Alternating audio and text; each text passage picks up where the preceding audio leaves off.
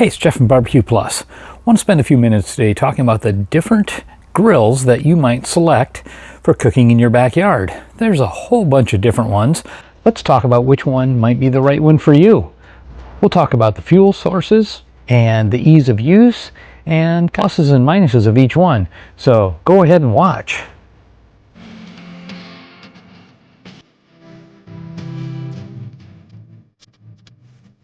So one of the most popular ways to cook in your backyard is going to be a gas grill. Weber's probably one of the top brands on that. I've been using Weber's for a long time.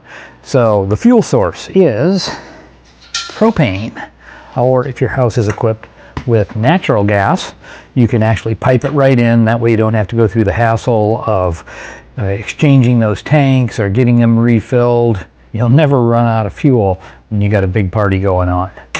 These things are easy to use. They're easy to fire up. All you do is just turn the gas on, hit the igniter, and away you go.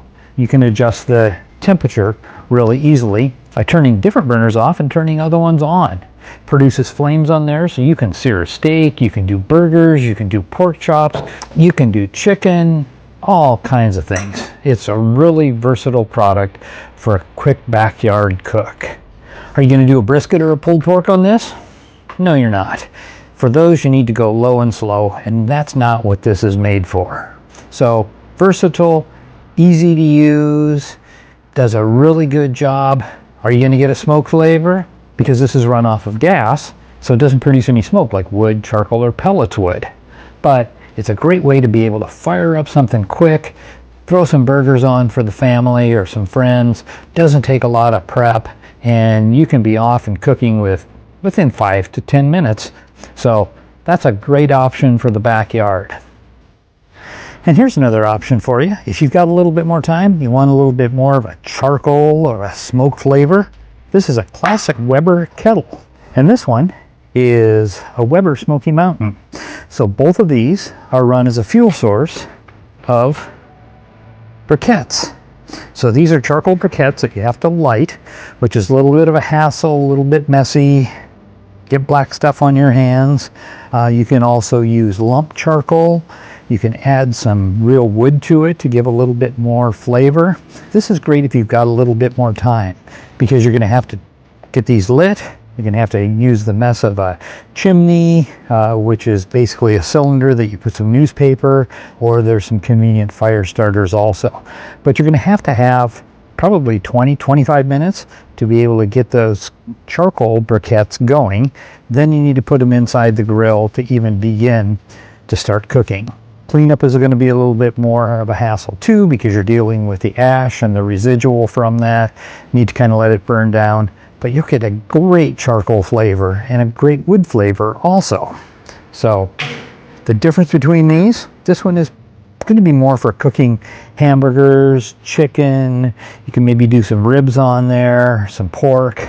Now if you want to do a brisket, or maybe you want to do some beef ribs or pulled pork, you're going to be looking at more of this guy, which is really designed as a smoker.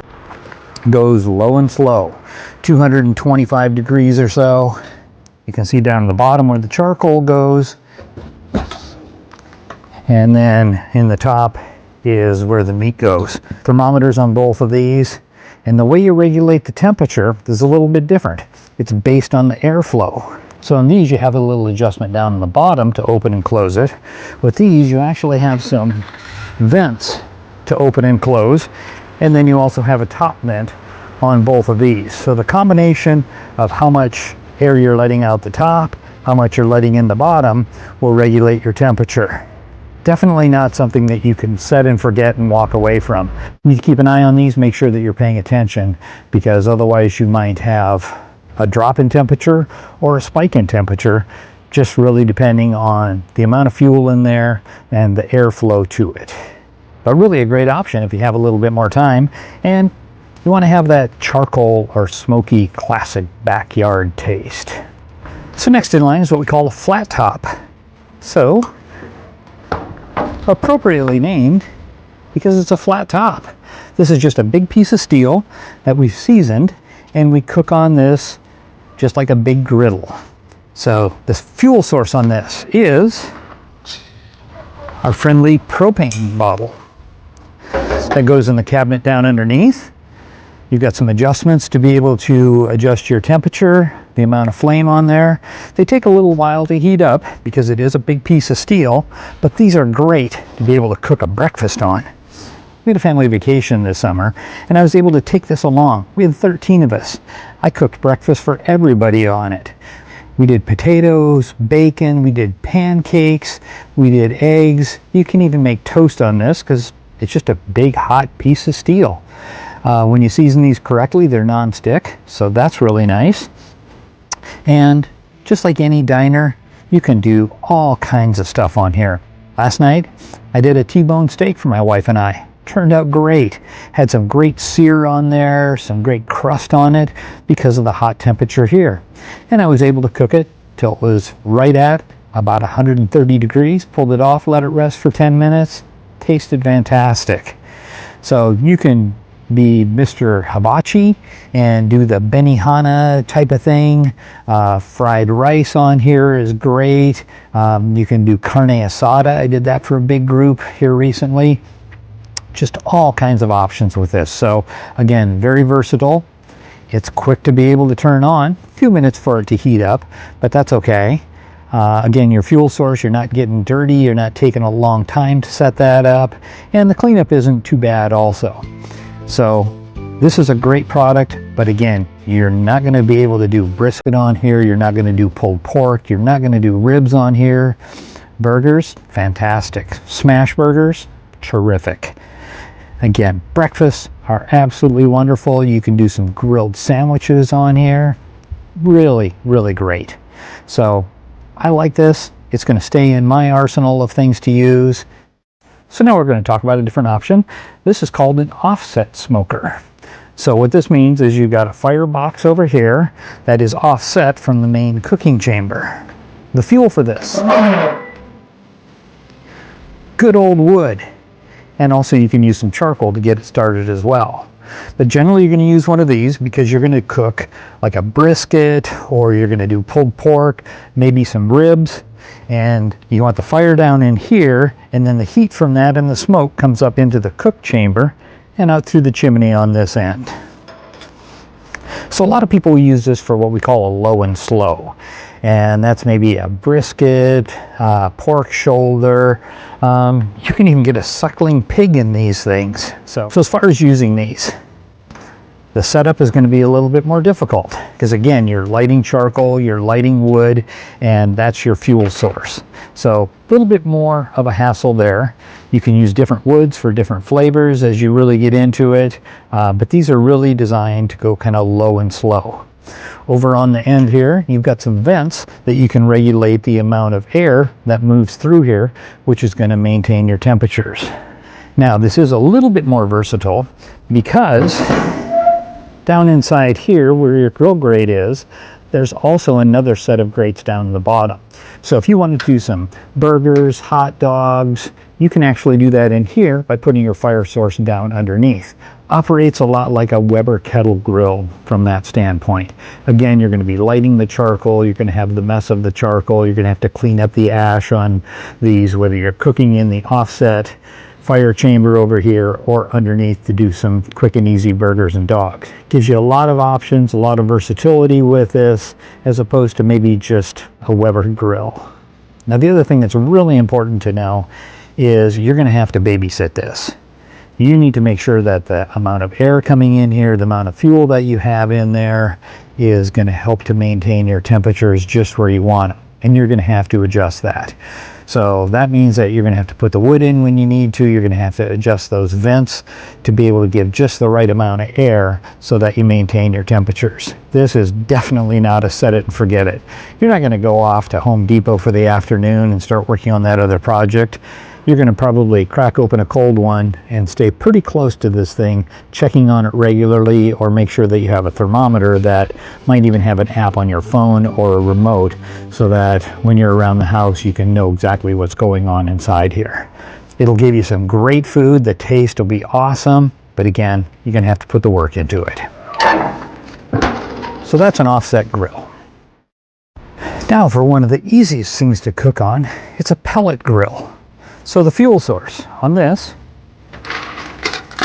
is really pellets. So these are compressed pieces of sawdust, and they're made into these pellets. You can get them in all different flavors, different wood types, lots of different options there. They go into a hopper that's over on the side. You plug this in and set it for the temperature that you want to have. So you remember the Easy Bake Oven back in the day? Well, this is the Easy Bake Oven for grilling and smoking. You're not going to get as much of the smoke flavor as you would with an offset grill where you're burning wood and charcoal, or from a Weber Smokey Mountain or a Weber Kettle, because you've got charcoal and wood that you're using there. But it's going to be a lot better than you would get from either a flat top grill or from a gas grill, which really doesn't have any smoke to it. So you set it for the temperature that you want. It feeds the pellets in here, it ignites the pellets, and they burn to bring it up to temperature. So the electricity is basically just to run the controller, to run the auger that feeds the pellets, and then what's called a hot rod or an igniter that gets it all going.